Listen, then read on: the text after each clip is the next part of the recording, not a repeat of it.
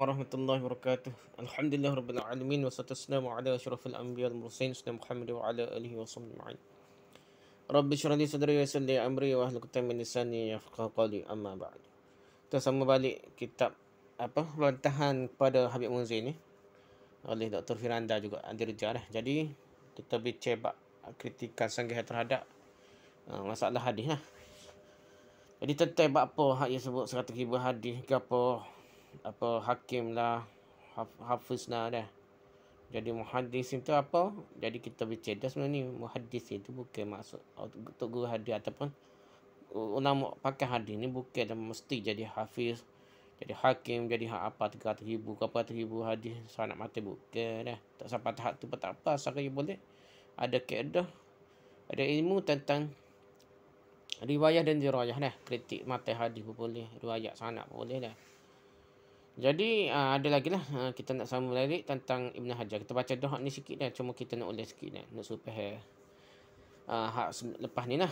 Guru kami yang Ibn Hajar sekarang ni berkata, jika Bukhari Muslim dengan begitu ketatnya persyaratan mereka berdua telah mencapai bilangan tersebut, iaitu sekitar 14,000 hadis. Dengan pengulangan. Jadi hadis ni kalau kita tengok Bukhari Muslim siapa dua tu 14,000 hadis dia, 7,000 kita lebih kurang dah. Tapi banyak ular dah. Dengan pengulangan, maka hadis-hadis yang tidak dikeluarkan oleh mereka berdua berupa jalan-jalan riwayat dari mata-mata hadis yang telah dikeluarkan oleh mereka berdua boleh jadi juga mencapai jumlah bilangan tersebut ataupun lebih lagi gitu, lebih kurang. 14,000 hadis tu walaupun nampak berular, kadang beza sikit, lafaz sikit. Kadang beza sanad nah. Tu sanad lain, hak ni sanad lain. Kadang cuba ada yang beza sikit lah. Kadang hadis yang sama, Imam Bukhari babuh untuk bab lain lah. Jadi kadang banyak sebab lah. Nampak macam berulang dah. Okey, lepas tu dan mata-mata hadis yang sahih yang sesuai dengan persyaratan kriteria Al-Bukhari dan Muslim boleh juga mencapai jumlah bilangan tersebut atau mendekatinya. Lalu jika bilangan-bilangan tersebut ditambah dengan asar para sahabat dan tabi'in, maka bilangannya akan mencapai bilangan telah dihafal oleh Imam Bukhari, iaitu sekitar 100,000 hadis sahih dan boleh jadi lebih banyak lagi. Gitulah. Jadi kalau nak kira sahih, Imam Bukhari betul-betul hadis Nabi. Walaupun dulu dia sebut hadis, kadang-kadang ada yang termasuk asar sahabat ya. Kata sahabat, nah, kata tabi'in ada hak sahih. Hak tu pun kalau kira sahih mungkin termasuk hak kata-kata sahabat juga dah. Jadi macam itulah. Kalau dia masuk ke 100,000 hak sahih, kalau betul lah ada sahih dah.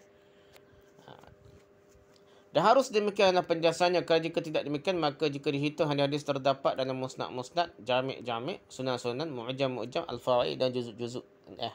Juzuk kita hadis melibatkan bab tertentunya.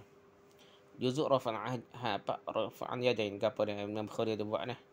Juzuk akad tangan lah gapo dah.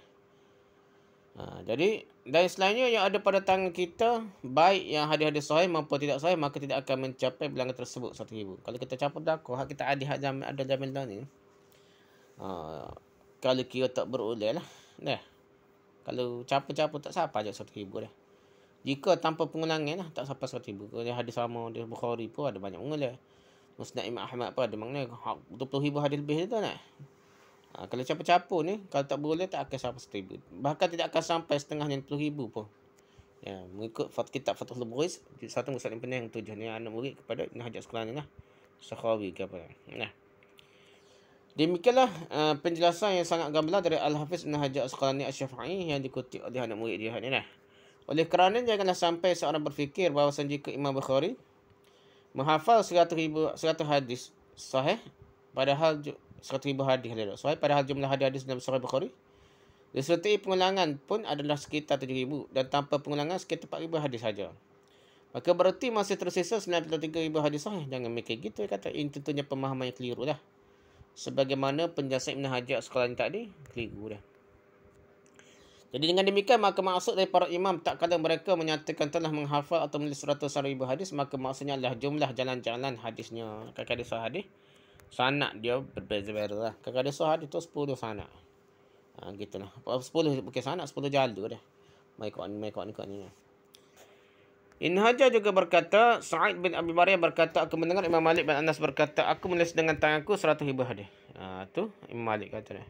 Al-Qadi Ibn al-Muntaq mengomentari, dah 100,000 yang didengar oleh Imam Malik, maka semakin berlipat-lipat jumlahnya hingga di masa kami dah bercabar-cabar lebih banyak dari 1 juta jalan pun dah. An-Nuqad ala Ibn Salah. Sebab sanad tu pertama, jadi dia cerita hadis ni, sanad dia dah. So hadis, 10 sanad jadi macam 10 hadis. Kalau 100 sanad, jadi 100 hadis. Padahal hadis sama, matan yang sama. Berkata Imam Zahabi Asy-Syafi'i dalam kitab Tarikh Dimashq, dari jalan Muhammad bin Nasr, yang mendengar dari Yahya bin Ma'in, ia berkata, aku telah menulis dengan tanganku 1 juta hadis. Al-Imam Zahabi berkata, iaitu dengan berulang-ulang. Tidakkah engkau melihatnya berkata, kalau kami tidak menulis hadis 50 kali, maka kami tidak mengetahui hadis tersebut. Syiar A'lam Nubala juz 11 muka 44 hingga 45. 50 kali hadis sama tu lihat. Gitu nak suruh ingat apa Allah A'lam lah. Yang kedua, pernyataan logika Habib Munzir bahawasanya ada jutaan hadis yang sirna yang hilang dah. Maka ini boleh menimbulkan keraguan pada kaum muslimin akan kesempurnaan Islam dan penjagaan Allah terhadap Islam. Jadi kata hilang hadis. Jadi jumpa hadis hak rekor-rekor apa? Ni hak ilah lah. Ni sahih hadis sahih hak ilah. Ni. Waktu hadis kopi pun ada juga. Pak ni kata sahih ni Pak Habib ni. Kerana hal ini melazimkan bahawa ada hadis-hadis tentang amalan-amalan dan penjelasan-penjelasan Islam yang telah hilang. Jadi kita anggap agama tak sempurna. Ada tetap Islam agama tak sampai, Allah tak jaga dah hingga hilang dah. Kalau hadis-hadis yang ada di buku-buku hadis seluruhnya tanpa perulangan tidak sampai 50,000 hadis. Sebagaimana penjelasan Ibn Hajar tadi, padahal jumlah hadis yang sirna yang hilang dah menurut Habib Munzir adalah jutaan, maka tentunya terjaga dari Islam kurang dari 5% saja dah. Tentunya hal ini sangatlah menimbulkan keraguan akan kesempurnaan Islam. Dan yang benar adalah bahawasanya seluruh hadis-hadis Nabi SAW yang sahih pasti sampai kepada kita dan terjaga. Tidak ada satu hadis pun sahih pun yang hilang dan sirna yang dah. Tidak sebagaimana persakan Habib Munzir. Hal ini dijelaskan dari 3 sisi pendalilan. Pendalilan pertama, kita diperintahkan oleh Allah untuk mentadaburi dan mengamalkan Quran. Dan Allah telah menjelaskan kepada kita bahasanya Allah telah menyerahkan penjelasan dan praktik isi Al-Quran kepada Nabi SAW. Allah Ta'ala firman, wa anzalna ilaika dzikra tubayyinan lin-nasi ma nuzila ilaihim wa la'allahum yatafakkarun. Dan kami turunkan kepada Al-Quran agar kamu menerang kepada umat manusia yang telah diturunkan pada mereka, dan supaya mereka memikirkannya. Surah An-Nahl ayat 44. Turku ini supaya kita memikir. Ma anzalna 'alaikal kitaba illa litubayyana lahum alladhi ikhtalafu fihi wa hudaw wa rahmatan liqaumin yu'minun. Dan kami tidak menurunkan padamu Alkitab Al-Quran melainkan agar kamu dapat menjelaskan pada mereka apa yang mereka persiskan itu, dan menjadi petunjuk dan rahmat bagi kaum yang beriman. Surah An-Nahl ayat 44. Kerananya penjagaan Allah kepada Al-Quran melazimkan penjagaan Allah terhadap hadis-hadis Nabi SAW yang merupakan penjelasan bagi Al-Quran. Jadi nak faham Quran kena ada hadis. Jadi kalau Allah nak suruh orang faham Quran, mestilah Allah jaga pakai hadis-hadis sekali. Dan penjagaan Al-Quran mencakupi penjagaan terhadap lafaz-lafaz Al-Quran dan juga penjelasan Al-Quran melalui hadis-hadis Nabi yang sahih. Pendalilan kedua dah. Istidlal yang kedua ni, dalam banyak ayat Allah memerintahkan kita untuk taat pada Nabi SAW. Di antaranya firman Allah Taala, ya ayyuhallazina amanu atii'u Allah wa atii'ur rasul. Hai orang beriman. Hai orang beriman. Taatilah Allah dan taatilah Rasul. Surah An-Nisa ayat ke-59. May yuti'ir rasul faqad ata' Allah. Barang siapa yang mentaati Rasul, sesungguhnya ia telah mentaati Allah. Surah An-Nisa ayat 80. Dan Allah memerintahkan kita untuk kembali kepada Al-Quran dan Sunnah Nabi SAW tak kala terjadi perselisihan. Fa in tanaza'tum fi syai'in farudduhu ila Allah wa Rasul. Farudduhu ila Allah wa Rasul in kuntum tu'minuna billahi wal yawmil akhir. Kemudian jika kamu berbeza pendapat tentang sesuatu, maka kembalikan ia kepada Allah, yakni Al-Quran dan Rasul sunnahnya. Jika kamu benar-benar beriman kepada Allah dan hari kemudian. Surah An-Nisa ayat 59. Allah memerintah kita untuk meneladani Nabi sallallahu alaihi wasallam. Laqad kana lakum fi Rasulillahi uswatun hasanah liman kana yarjullaha wal yawmal akhir wa dzakarallaha katsira. Sungguhnya telah ada pada diri Rasulullah itu suri teladan yang baik bagimu. Iaitu bagi orang yang mengharap rahmat Allah dan kedatangan hari kiamat dan dia banyak menyebut Allah. Menyebut nama Allah lah. Surah Az-Zah ayat 1. Lantas bagaimana kita boleh melaksanakan perintah-perintah Allah ini? Jika kemudian Allah tidak menjaga hadis-hadis Nabi sallallahu alaihi wasallam, kalau kita meyakini ada hadis apalagi berjuta-juta hadis yang hilang, maka berarti Allah telah membebankan kepada kita apa yang tidak mungkin boleh kita laksanakan. Kalau berjuta-juta hadis itu hilang dan yang tersisa hanya 60,000 hadis, lantas bagaimana kita boleh meladani nak ikut Nabi sallallahu alaihi wasallam? Bagaimana kita boleh merujuk pada sunnah tak kala bersisih? Bagaimana kita boleh menghindari larangan-larangan Nabi? Oleh kerananya pengraguan akan terjaganya hadis-hadis Nabi SAW mengantarkan pada peraguan terhadap Al-Quran. Sebenarnya ini golongan anti-hadis juga lah.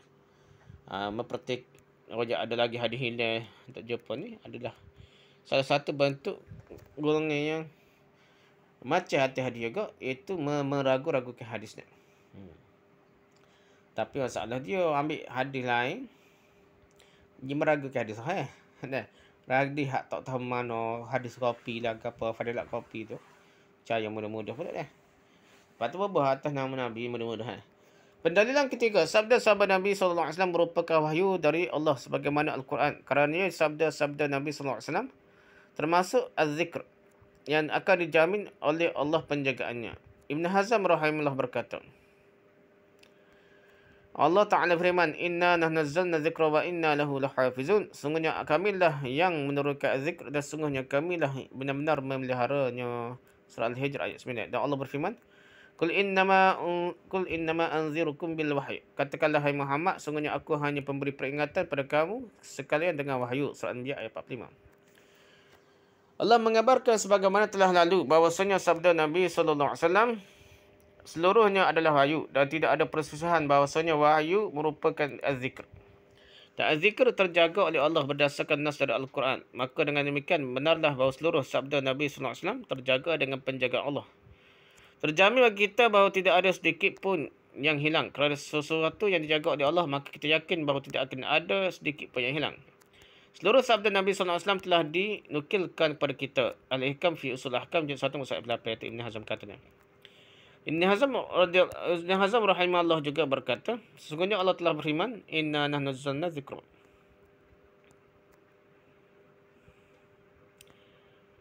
Ada lagi lah. Ada lagi lah.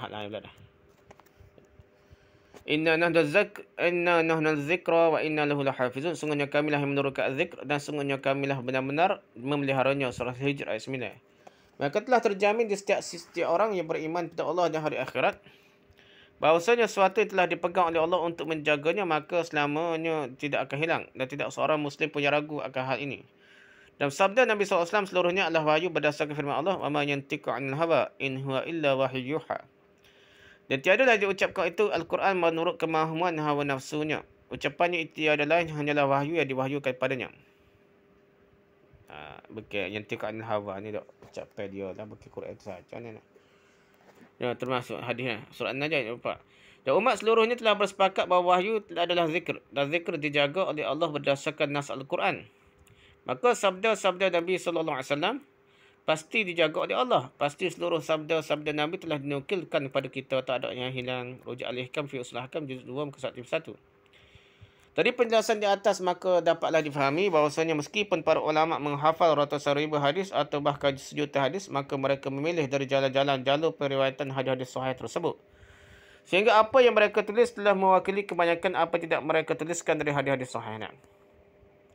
Jadi pada dengan hadis tertulis dalam kitab-kitab tu sebenarnya kalau ada hilang pun serupa je, maknanya sama dah.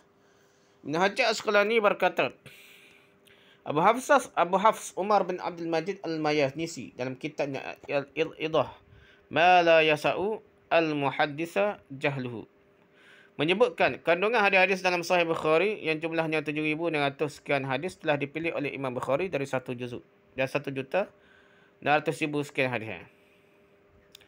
An-Nukat ala Ibn Salah. Jadi ini kata siapa dia? Al-Hafiz Umar bin Abdul Majid Al-Mayanisi. Jadi kandungan itu hampir sama dah. kadang-kadang sangat berbeza, lafaz beza sikit dah. Jadi tidak tak perlu kalutlah kata tak ada dah. Sebenarnya hadis tak hilang, sama je. Jadi hak pelik-pelik hadis kopi tu memang tak logik. Zaman Nabi tak ada kopi dah. Wallahu a'lam.